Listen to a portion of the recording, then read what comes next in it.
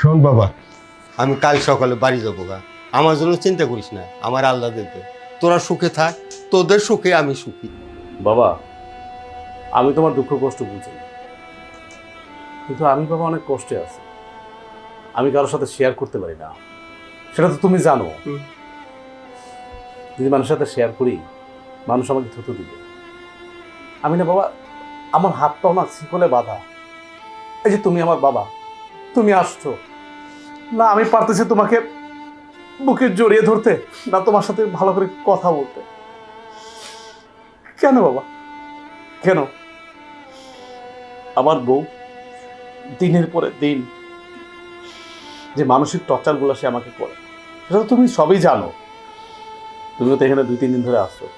আমি কিন্তু লজ্জা তোমার সামনে দেখা করি না। কেন করি না সেটাও জানো।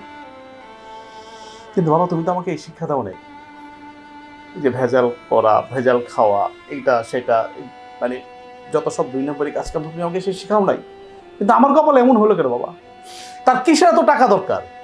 আমি যতটুকু স্যালারি পাই এটা তো যথেষ্ট, আলহামদুলিল্লাহ।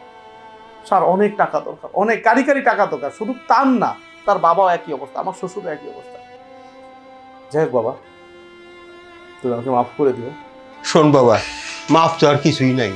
তুই যে নিরুপায় সেটা আমি ভালো করে বুঝি রে বাবা।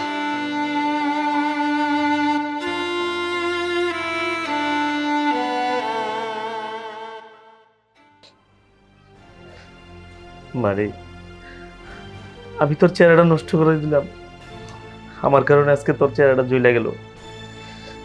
আমি কল্পনা করতে পারি নাই এই ক্রিম ব্যবহার করলে তোর চেহারাটা নষ্ট হয়ে যাব। ঠিক আছে, আমি ভালো একটা স্কিন ডাক্তার দেখাবো, তোরে আগামীকালই টাকা নিয়ে যাব, তুই আবার আগের মতন হয়ে যাবি। তোর আর মন খারাপ করিস না মা।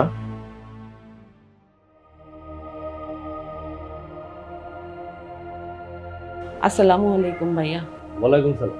কেমন আছেন ভাইয়া? আলহামদুলিল্লাহ ভালো। কে আপনি? আমি কে সেটা আপনাকে বলতেছি। আমি কি একটু বসতে পারি? বসুন।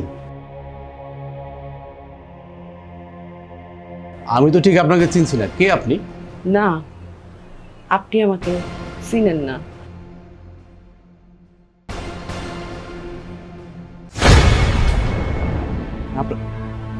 আপনার মুখের এই অবস্থা কেন? কি হয়েছে আপনার মুখে? সেই কথা বলতেই তো আমি আপনার কাছে আসছি ভাই। সবই বুঝলাম, কিন্তু আপনি আমার বাসার ঠিকানা কিভাবে পেলেন? আমি অনেক কষ্ট কইরা, অনেক জায়গা ঘুরা, অনেক দোকান ঘুরা, খুঁজতে খুঁজতে আপনার এই বাড়ির ঠিকানা পাইছি। এই বাড়ির ঠিকানা পাওয়ার জন্য যে আমারে কত কষ্ট করতে হয়েছে, কত কাঠ খড় পুড়াইতে হয়েছে ভাইয়া, আপনি জানেন না।